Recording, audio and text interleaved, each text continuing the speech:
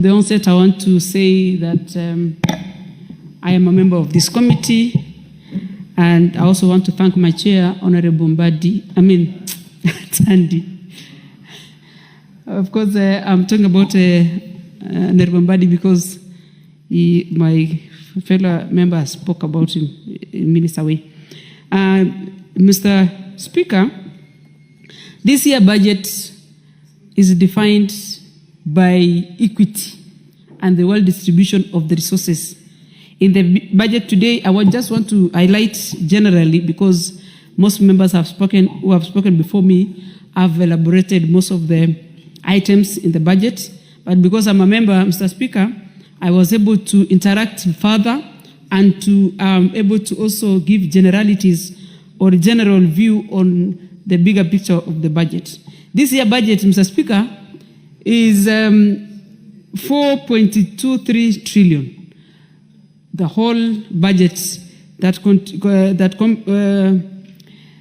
contains 405 billion for the counties. As you know, since the inception of the 2010 Constitution, we were able to have counties that is now reliably independent, they're able and semi-autonomous, they're able to develop and have their own source revenue.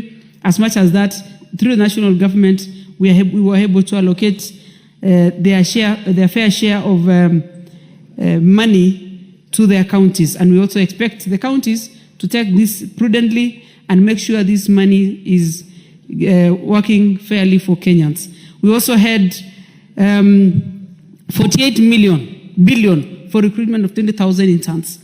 For the longest time, we want to absorb these members of the society who have worked and gone to school, and this budget has considered that these interns are also going to be very important to be given opportunity to serve the country as they learn and the ropes towards making sure that the services given to Kenyans is achieved. In UHC also, there was a lot of improvement through 6 billion for employment of medical service men and women who are going to give us better services in healthcare systems, and they are going to improve specific areas of SHA and SHIV, Taifa Care. This is where the government of the day, Kenya Kwanza government, has realized that health is a prominent and a must-do while as giving services to Kenyans. Ministry of Health is going to have this money to make difference, specifically in universal health services.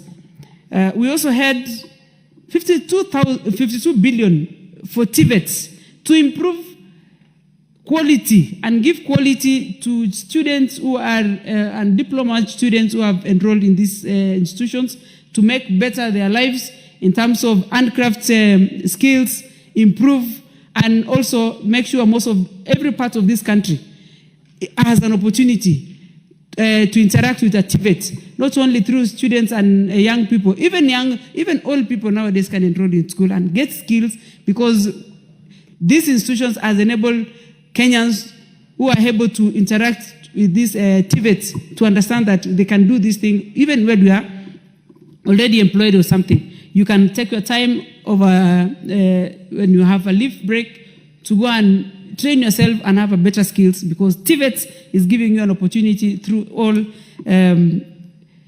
skills that is provided there. And the government has given 52 billion. Mr. Speaker, we also have last mile connectivity, which was considered in the budget with 63 billion, which is fairly distributed equally in the country. And also consider that most parts of the country some parts of the country with a better connectivity was allocated their fair share according to how far their connectivity has gone. For the least connected areas of the country, this is the most equitable and fair budget, because it is going to be considered. If your area is probably less than 60%, we are going to, this budget is going to give you opportunity to improve better, while the ones with 90% and above probably is going to be able to manage and maintain. And we also realize, Mr. Speaker, that the biggest problem in Kenya today is not resource allocation. It is the maintenance of the infrastructure.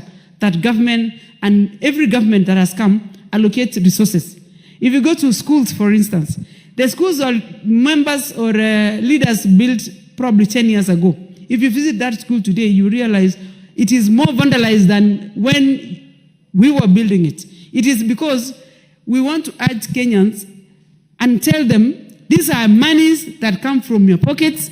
These are taxes that come from all of us as a country. But when you are having and using a facility, for instance, in school, 8 teachers and all teachers are supposed to make sure that utilities in schools are always preserved better, always maintained, and always given opportunity, so that for posterity we are not always going to allocate money all the time, but we are always able to manage and have better institutions. And also so that we don't always build every day. We are also able to build to last.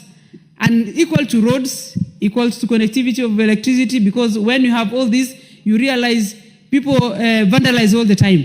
And this is because people think it is free money. It is not free money. These are monies that come from people. We also did capitation. We have coffee cherry fund that was also enhanced. We also have 10,000 police recruitment that is coming. We have 2 billion Kenya shillings that is going to be used to recruit KDF servicemen and women. And this is going to be impactful in all parts of the country. So, Mr. Speaker, if you ask me, this is through my chair, Honorable Atandi, we are going to make a difference from this financial year 2025-26. And more so, I want to ask Kenyans to look at the expenditure more on not only the finance bill, why we are putting these monies. Let us all interact positively as we look and make this country better than before. Thank you, Mr. Speaker.